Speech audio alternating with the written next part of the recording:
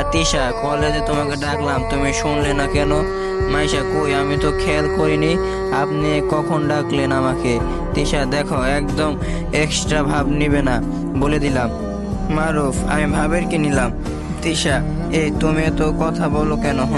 শোনো, কাল থেকে আমার সাথে কথা বলবে কলেজে। মাও, সরি, এটা আমি পারবো না। তিশা, কেন পারবে না বলো? মারুফ, মেয়েদের সাথে কথা বলতে আমার ভালো লাগে না।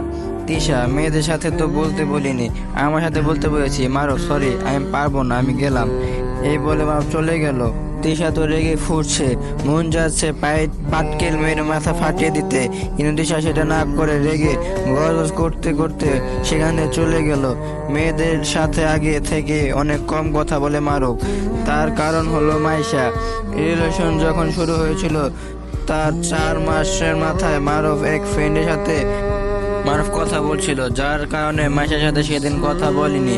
বাসায় এসে এটা নিয়ে মাইশা অনেক ঝগড়া করেছিল। এক সময় বলছিল, হয় তুমি মেয়েদের নিয়ে থাকবে, না হয় আমাকে নিয়ে। মারুফ মাইশাকে এক কথায় সেদিন থেকে সব মেয়ের সাথে কথা বন্ধ করে দিয়েছিল। তারপর থেকে তেমন কারোর সাথে কথা বলিনি। মানুষটা এখন নেই, কিন্তু তারপর সব কথাগুলো মারুফ মেনে চলে। ভুলতেও চাইলেও মারুফ মাইশাকে ভুলতে পারে না। সব থেকে বেশি মনে পড়ে যখন মাইশা কল করে বা SMS দেয়।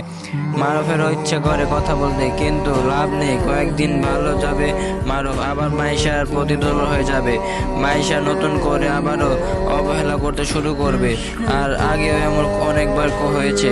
তখন রেজিস্ট্রেশন হয়ে গিয়েছিল বলে স্কুল চেঞ্জ করা সম্ভব ছিল না, কিন্তু একবার যখন মায়া ত্যাগ করে এসে পড়েছি, আর যাব না পিছনে।